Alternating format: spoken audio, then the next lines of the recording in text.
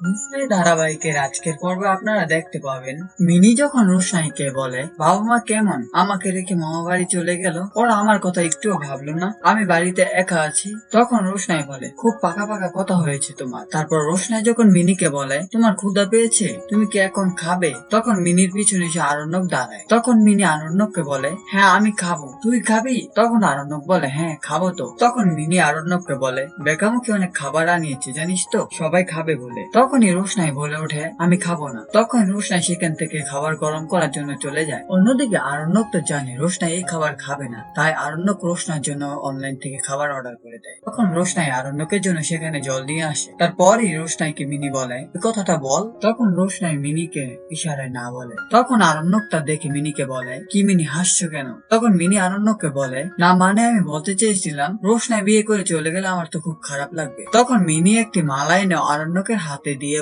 বলে রোশনাইকে পরিয়ে দিতে। তখন আরণ্যক রোশনাইয়ের দিকে এক ধারে চেয়ে থাকে। তারপর আরণ্যক যখন রোশনাইকে মালাটা পরিয়ে দিতে যাবে তখন রোশনাই সেখান থেকে পিছিয়ে যায়। তারপর মিনি বলে রোশনাই তুই সরে গেলি কেন? হ্যাঁ বন্ধুরা, রোশনাই ধারাবাহিকের আজকের পর্বে যদি এমনটাই হয় আপনাদের কেমন লাগবে কমেন্ট করে জানাতে ভুলবেন না।